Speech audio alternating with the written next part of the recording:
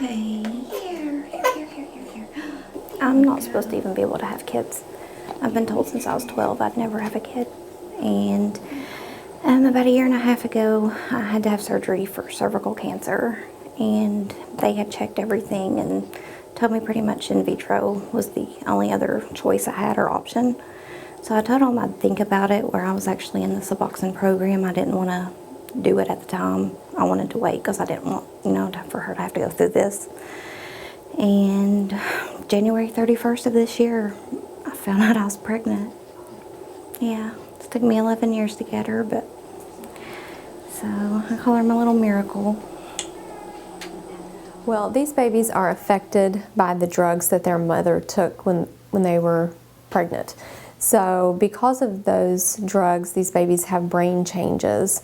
It's not just a matter of getting this drug out of this baby's system. It is trying to teach them a new normal, because their normal has always been with drugs. So we have to help them be without drugs.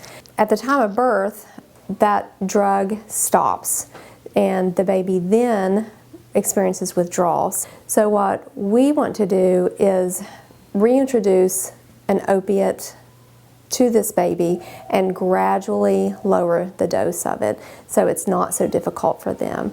And in doing that, that helps kind of reverse some of the changes that have taken place in the brain.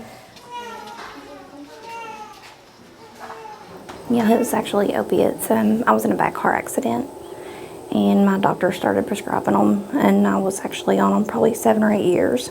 And then when I realized they were addictive, it was too late. So I made the choice. I told them, I was like, I don't want to do this anymore. So I put myself in the program.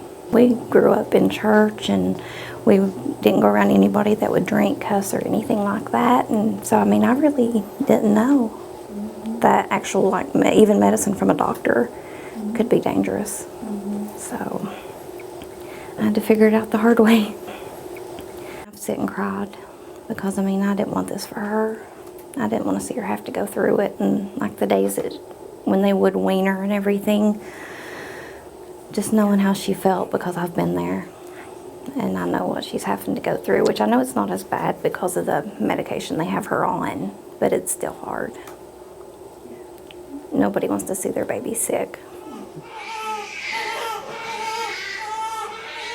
A lot of people want to put these families down. They want to condemn them. How could you do this to the baby? Well, you know what? Sometimes you just got to love them through it.